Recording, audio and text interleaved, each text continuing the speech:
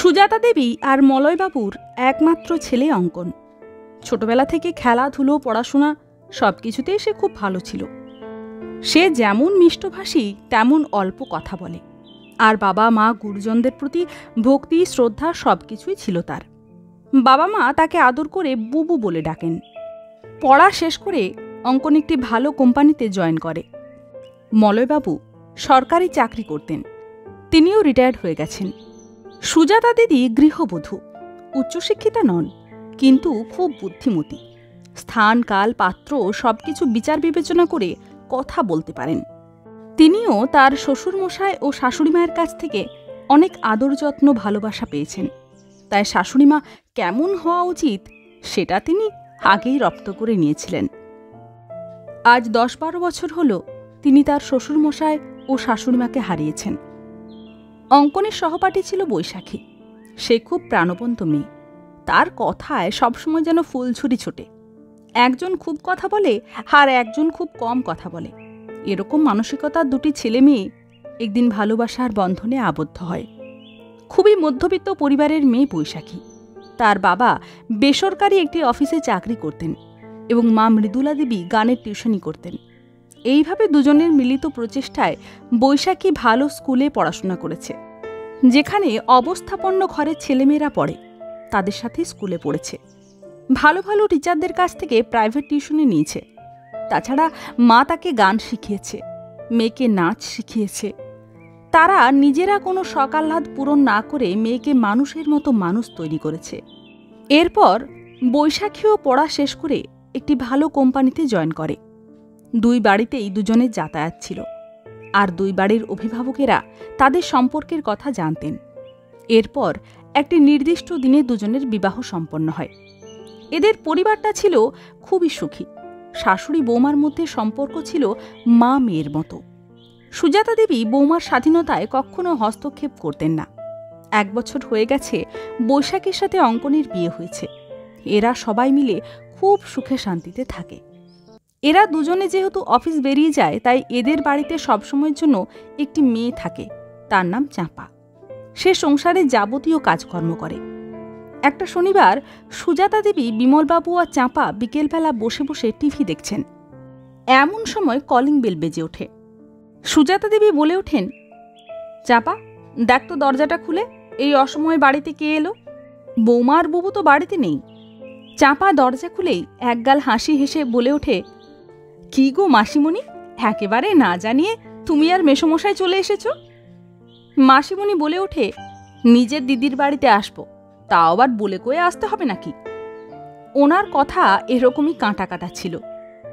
সুজাতা দেবীও তখন বলেন, আজকাল অবশ্যই বলেই কারোর বাড়ি আসতে হয়, কারণ এখন সবাই সবসময় বাড়িতে নাও থাকতে পারে।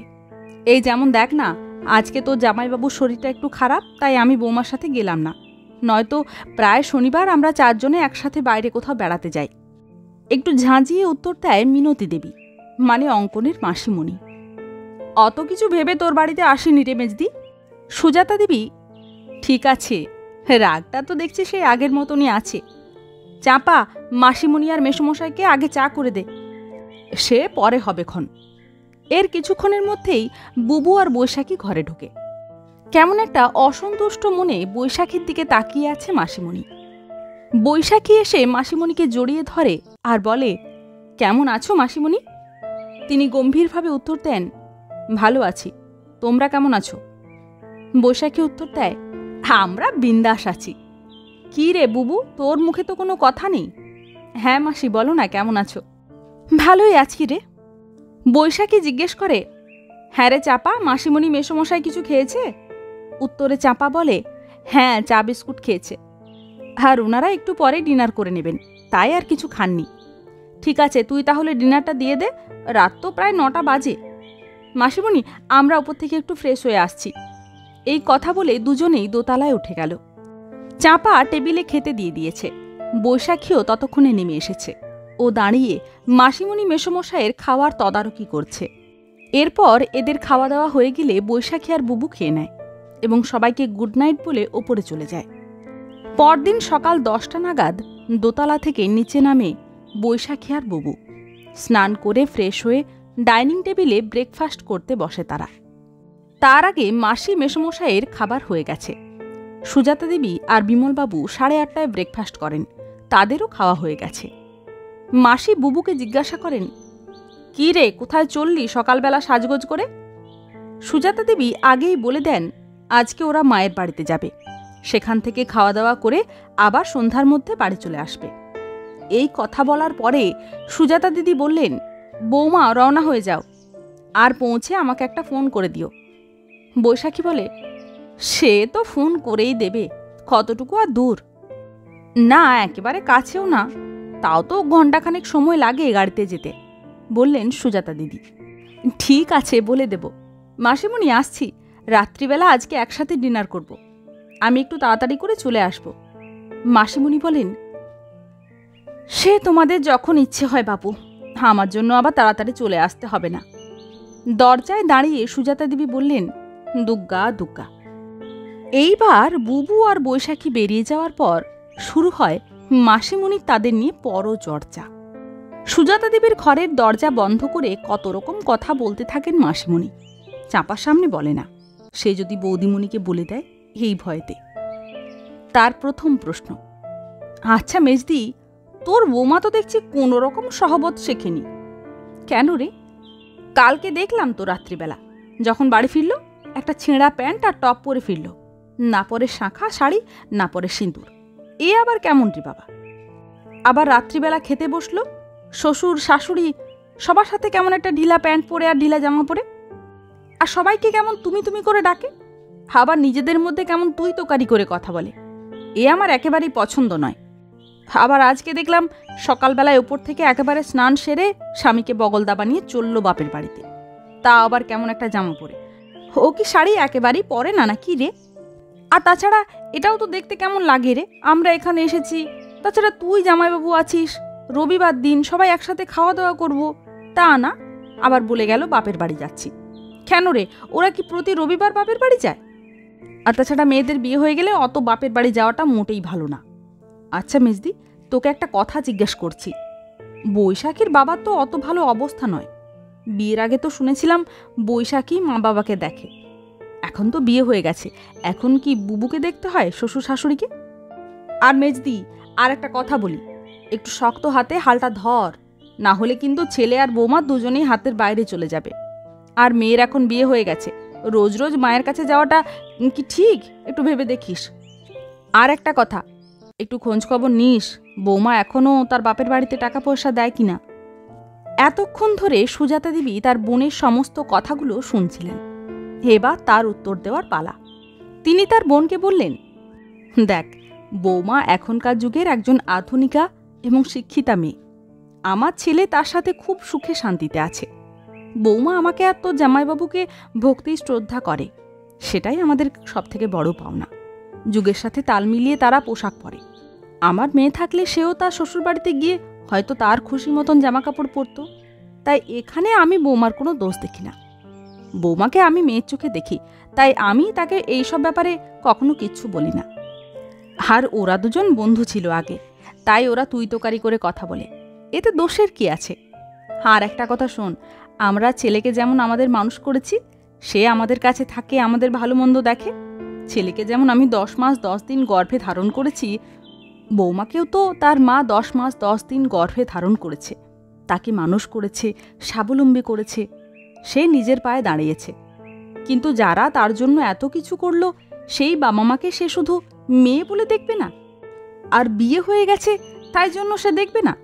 মেয়ের বাবা মা কি মানুষ না? তাদের কি এইটুকু অধিকার নেই যে তাদের মেয়ে তাদের পাশে দাঁড়াবে?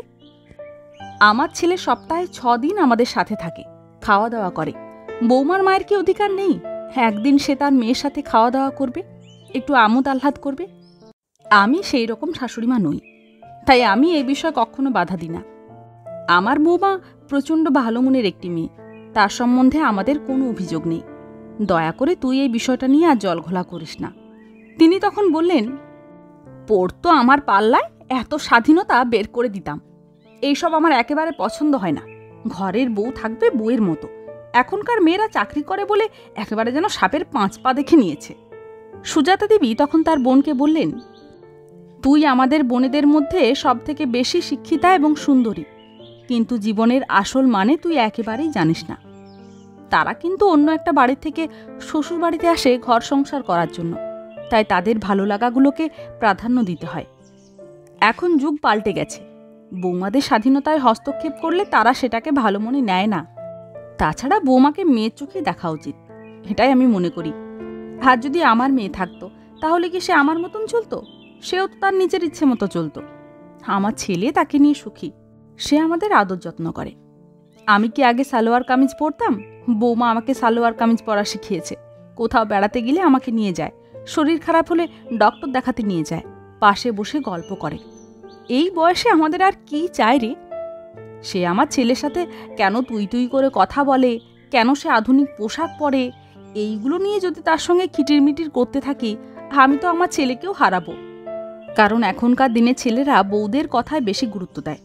তার বউকে যদি ভালোবাসো, সে তাহলে তোমার কাছে ভালো ছেলে হয়েই থাকবে।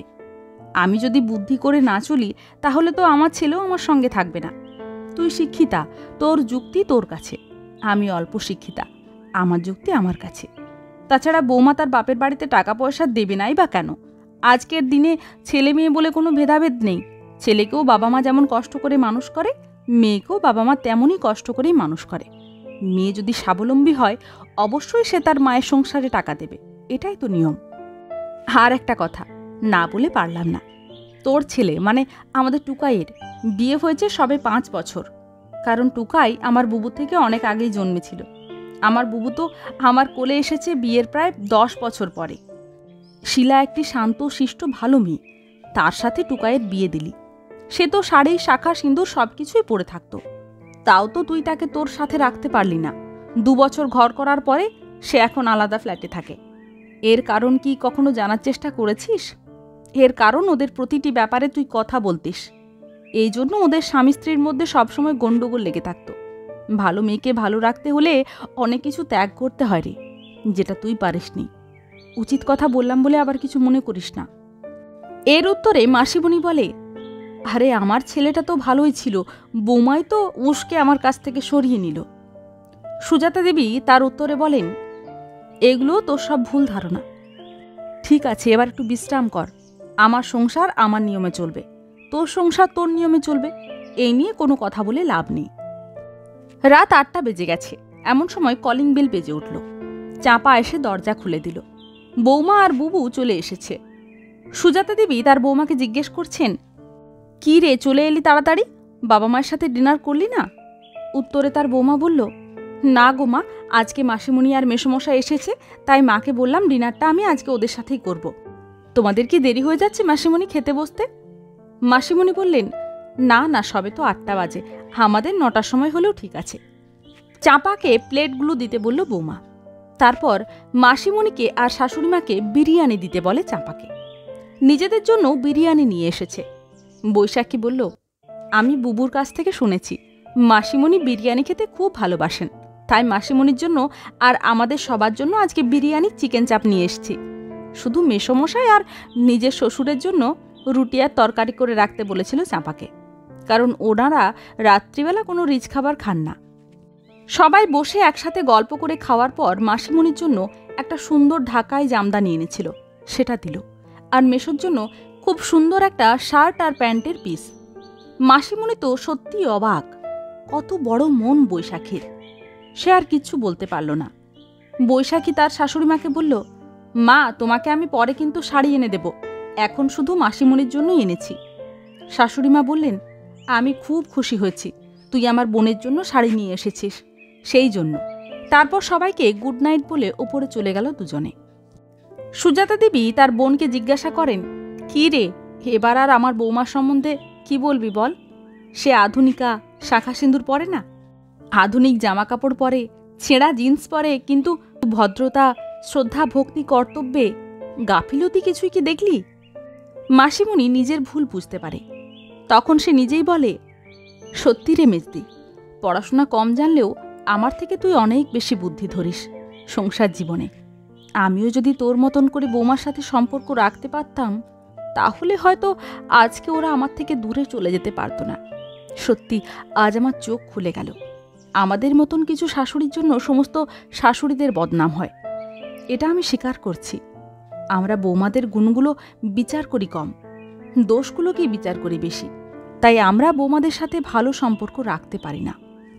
তখন সুজাতা দেবী বললেন, এখনও সময় আছে, ছেলে বৌমাকে তাদের নিজেদের মতন করে থাকতে দে, আর পারলে তাদেরকে নিজের কাছে ফিরিয়ে নিয়ে আয়, না হলে সারা জীবন শুধু কষ্টই পাবি।